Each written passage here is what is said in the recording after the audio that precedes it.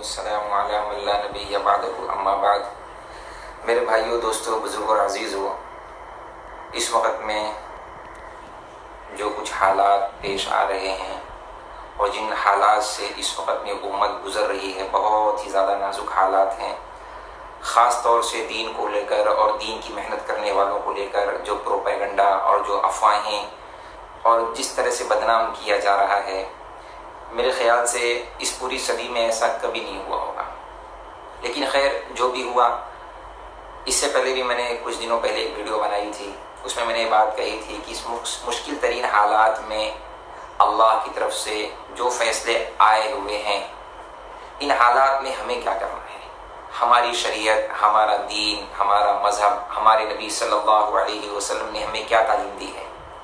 تو یہ بات اپنے پورے دنیا کے کام کرنے والے ساتھیوں کے لیے، خاص طور سے جس نے زندگی میں ایک دفعہ بھی کبھی 3 دن لگایا ہو، اور عام طور سے اس کے لیے میں کہتا ہوں جس نے کبھی 3 دن تو نہیں لگایا لیکن 3 دن کا ارادہ تو کیا تھا، یا اس کے لیے بھی جس نے اس کام کو محبت کی نگاہ سے ایک دفعہ بھی دیکھا، یا ایک دفعہ بھی اجتماع میں شرکت کی، یا نہیں بھی گیا لیکن محبت کرتا تھا دعوت کے کام سے، دین کے کام سے، تو اس کے لیے پیغام ہے کہ جو بات ہمیں مرکز نظام الدین سے، بنگلے والی مسجد سے، جو تعلیم ہمیں دی جا رہی تھی بہت پہلے سے، ان کے دادا پردادا یا اور بہت پیچھے چلے جائیں، خود رسول اللہ صلی اللہ علیہ وسلم نے ہمیں کیا تعلیم دی ہے، کیونکہ جو تعلیم بنگلے والی مسجد سے دی جا رہی ہے وہ کوئی اور تعلیم نہیں۔ حضرت جی مولانا سعد صاحب نے جو بات بیان فرمائی ہے، یہ کوئی آج کی بات نہیں، یہ تو نبی کی بات ہے۔ نبوت کی تعلیم کیا ہے، علم نبوت کیا کہتا ہے، رسول رحمت صلی اللہ علیہ وسلم نے ہمیں ان حالات میں کام کرنے والوں کو کیا اخلاق پیش کرنے کا حکم دیا ہے اور کیسے اخلاق پیش کرنے کا حکم دیا ہے۔ رسول اللہ صلی اللہ علیہ وسلم کو بھی بہت ستایا گیا، بہت دکھ دیے گئے، بہت زیادہ سازشیں ہوئیں، بہت زیادہ پروپیگنڈا کیا گیا، پاگل کہا گیا، دیوانہ کہا گیا، مجنون کہا گیا، اور اتنی زیادہ ذہنی اور دلی اذیت اور تکلیفیں دی گئیں، لیکن رسول اللہ صلی اللہ علیہ وسلم نے ہمیشہ ان اذیتوں کا مقابلہ صبر سے کیا، حلم سے کیا، درگزر سے کیا، اور یہی تعلیم ہمارے حضرت جی مولانا سعد صاحب دے رہے ہیں، یا ان کے دادا پردادا دیتے چلے آئے ہیں۔ ہمیں کوئی اور تعلیم نہیں ملی۔ بنگلے والی مسجد کی چہار دیواری سے جو کچھ ہمیں تعلیم اور ہدایت دی جاتی رہی ہے، میں ان کو اپنے لفظوں میں بیان کر دیتا ہوں، اور عمل کرنے کے لیے پوری دنیا والوں کو، خاص طور سے چاہے وہ عرب کے ہوں، چاہے وہ عجم کے ہوں، چاہے وہ ہندوستان کے ہوں، چاہے یورپ، امریکہ، افریقہ کی کہیں کے بھی ہوں، اپنے عمل سے بتائیں کہ حضرت جی نے یا بنگلے والی مسجد سے ہمیں کیا تعلیم اور کیا ہدایت دی جا رہی ہے۔ ان مشکل ترین حالات میں اور ان مخالفت کے ماحول میں اور اس افواہوں کے ماحول میں ہمیں کیا تعلیم دی جا رہی ہے، کیا سبق دیا جاتا رہا ہے۔ ہمارے لیے سب سے بڑا سبق ہے صبر کرنا اور درگزر کرنا، صبر کرنا، معاف کرنا، درگزر کرنا، انہیں نادان سمجھنا۔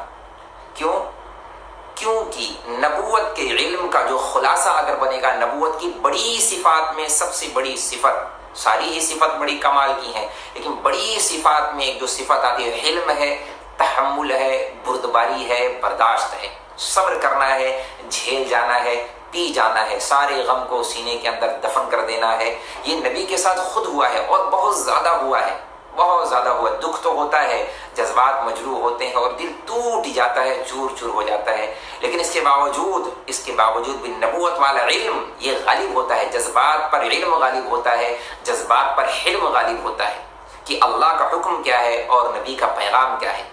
آپ سوچیں، میں اللہ کی قسم کھا کر یہ بات کہہ رہا ہوں اور آپ حضرات کو اللہ کا واسطہ دے کر یہ بات کہہ رہا ہوں، اپنے عمل سے بتائیں کہ نبوت والی علم سے ہمیں کیا تعلیم ملی ہے، بنگلے والی مسجد سے ہمیں کیا تعلیم ملی ہے، اور حضرت جی مولانا سعد صاحب ہمیں کیا تعلیم دیتے چلے آئے ہیں، یا ان کے اکابرین دادا پردادا ہمیں کیا سمجھاتے چلے آئے ہیں۔ جو لوگ اس طرح کی حرکتیں کرتے ہیں وہ بیچارے نادان ہیں، انہیں نادان جانے۔ مشکل تو بہت ہوگا، لیکن یہ بات میں ضرور کہوں گا، اور یہ بات صحیح بات بھی یہی ہے۔ آپ سوچیں، طائف کے میدان، ہم جب فضائل اعمال کھولتے ہیں تو میرے خیال سے شروعاتی حکایات صحابہ سے جہاں سے ہوتی ہے، تو شروعاتی میں قصہ آتا ہے کہ طائف میں رسول اللہ صلی اللہ علیہ وسلم کے ساتھ طائف والوں نے کیا کیا تھا، کتنا زیادہ آپ کو اذیت دی، کتنا زیادہ آپ کو لہو لہان کیا، زخمی کیا، پتھر برسائے، خونم خون کر دیا، اور آپ کو 3 میل تک دوڑایا گیا۔ فرشتے، آسمانوں میں کوہرام مچا ہوا ہے، ماتم کی چادر اوڑھ لی ہے۔ یہ حالت دیکھ کر فرشتے بھی گھبرا رہے، کیا ہوگا کیا ہوگا۔ اور بس یہ حالات تھے، اتنے سخت ترین حالات میں نبی کو کیا کرنا تھا؟ نبی اگر بددعا کے لیے ہاتھ اٹھا لیتے تو زمین انہیں نگل جاتی، بجلیاں گر جاتی ان پر. لیکن نبوت والے اخلاق، نبی علیہ الصلوۃ والسلام نے دعا کی اللہم اغفر لقومی فانہم لا یعلمون. اے اللہ یہ نادان ہے بیچارے، انہیں نہیں خبر یہ کیا کر رہے ہیں، اے اللہ ان کی مغفرت کر دے، اے اللہ ان کو ہدایت دے دے. اللہم اہد قومی فانہم لا یعلمون.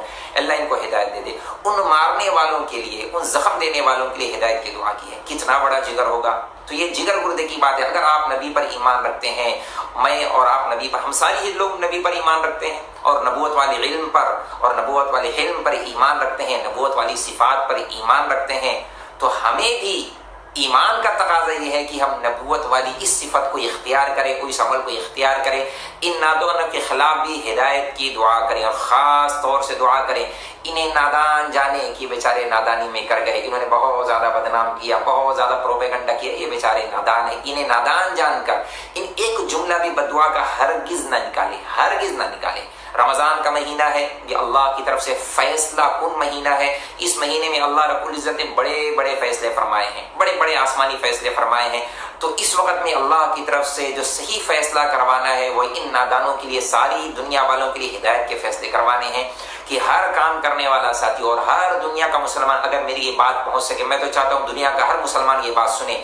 شاید میری بات سے ہر کسی کو اتفاق نہیں ہوگا، اختلاف رائے کا حق ہے، جذبات مجروح ہوتے ہیں، غصہ آتا ہے، دل ٹوٹتا ہے کہ فوراً کچھ ایکشن پر ریئیکشن کیا جائے، کچھ رد عمل کیا جائے. لیکن نبی کا رد عمل کیا رہا ہے اور نبی نے کیا تعلیم دی ہے وہ زیادہ غالب رکھنے اپنے دماغ کے اوپر.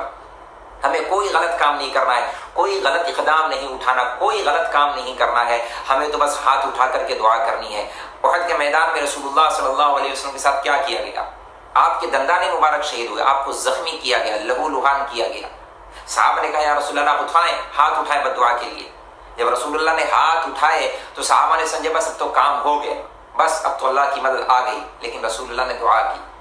تو یہ رسول اللہ نے مشکلوں میں تکلیف دینے والوں کے لیے ہدایت کی دعائیں کی ہیں کہ اللہ ان کو ہدایت دے، اے اللہ ان کو ہدایت دے. اور ہم نے ہلاکت کی دعا کب کرنی؟ ہمیں تو سب سے پہلا ہدایت کی دعا کرنی ہے. کہ میں تو کہہ دوں آج 3-4 رمضان ہوا ہے، جو بھی 3-4 روزہ گزرا ہو، ابھی 27 رمضان اور باقی ہیں. میری دلی تمنا ہے اور میں یقین رکھتا ہوں اللہ کی ذات پر، اگر پوری دنیا کے مسلمان اگر میری یہ بات یہ سن سکتے ہوں، افطار کے وقت میں جو قبولیت کا وقت ہوتا ہے یا سحر کے وقت میں جو تہجد کا وقت ہوتا ہے، اگر 2 رکعت پڑھ کے یا نہ بھی اگر پڑھیں تہجد میں، افطار کے وقت میں خالی پیٹ، پیاسے، بھوکے اور گلا سوکھ رہا ہو، ہاتھ اٹھا کر ان کے لیے اور ساری دنیا کے لیے اور خاص طور سے ان بیچاروں کے لیے جنہیں نہیں خبر، یہ بیچارے اپنی نادانی میں بہہ گئے، روزی روٹی کا مسئلہ کہیں یا جو بھی بات کہیں، ہم ان کی نادانی پر محمول کر دیں اس بات کو. ان کے لیے تو خاص طور سے ہدایت کی دعا کرنا اور یہ بتانا ہے کہ ہمیں حضرت جی مولانا سعد صاحب نے کیا تعلیم دی ہے اور ہمیں اخلاق اور زیادہ اچھے اخلاق پیش کرنے ہیں، اور زیادہ اچھے اخلاق پیش. جتنا زیادہ نبی کو دکھ دیا گیا، شدت الجہل علیہ الا حلما، اتنا ہی زیادہ نبی کا حلم بڑھتا رہا. جتنی ہی زیادہ جہالت آتی رہی، اتنا ہی زیادہ نبوت والا حلم اس پر غالب رہا.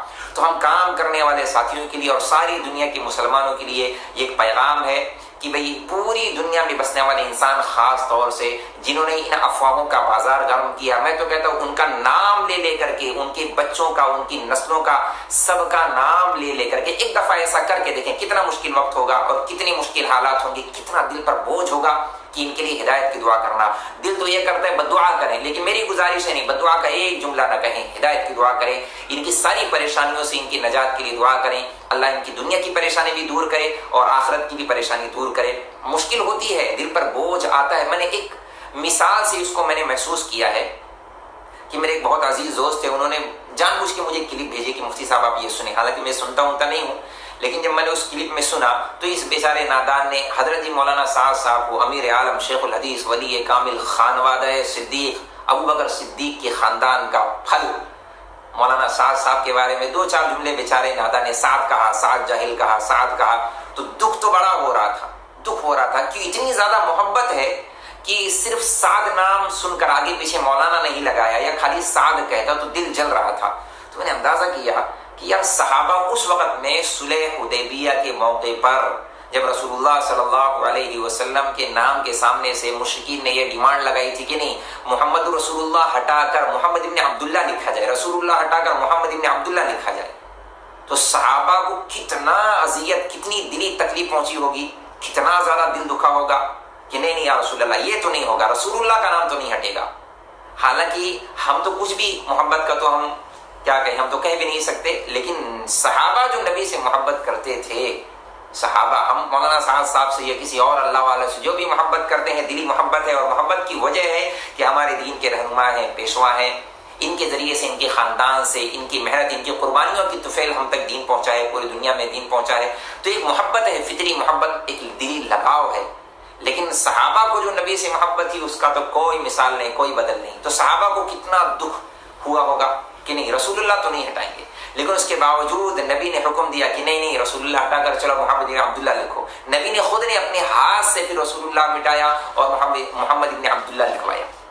تو دل دکھتا ہے، دل دکھتا ہے، تکلیف ہوتی ہے۔ اور صحابہ عمرہ کرنے جا رہے تھے، ایک بڑا اچھا کام کرنے جا رہے تھے، لیکن نبی علیہ الصلوۃ والسلام نے کہا کوئی بات نہیں، چلو عمرہ نہیں کریں گے۔ اتنا بڑا کام کرنے جا رہے ہیں، عمرہ کرنے جا رہے ہیں، بیت اللہ کی زیارت کرنے جا رہے ہیں، لیکن مان گئے بات کو اور نبی کی اطاعت کر گئے، جذبات کو دبا دیا، ہوش کو غالب نہیں آنے دیا، حکم کو غالب رکھا۔ نبی کا حکم ہے، اللہ کا حکم ہے، نہیں کریں گے عمرہ، اور اپنے آپ کو سنبھال لیا، صبر کر لیا۔ اس کے بدلے میں اللہ نے ایک بہت بڑی فتح دی، جس کو اللہ نے قرآن میں بیان کیا، انا فتحنا لک فتحا مبینا، جس کو فتح مکہ کہتے ہیں۔ تو اگر ہم یہ صحیح معنوں میں چاہتے ہیں کہ اللہ تعالیٰ پوری دنیا میں ہدایت کے فیصلے کرے، تو یہ وقت ہے اپنے اخلاق کے ذریعے سے اللہ کو اور ساری دنیا کو سامنے رکھ کر اللہ کے سامنے ہدایت کی دعا کرنا ہے کہ اللہ ان بیچاروں کے لیے ہدایت کے فیصلے کر دے، پوری امت کے لیے ہدایت کے فیصلے کر دے۔ یہ میرا ایک چھوٹا سا پیغام تھا جو مرکز نظام الدین کے حوالے سے اور پوری دنیا کے حوالے سے پوری دنیا تک یہ بات پہنچانا چاہ رہا تھا کہ اللہ تبارک و تعالیٰ اس وقت میں کام کرنے والوں کو خاص طور سے صبر کرنے کی اور ہدایت کی دعا کرنے کی توفیق عطا فرمائے۔ وآخر دعوانا ان الحمد للہ رب العالمین۔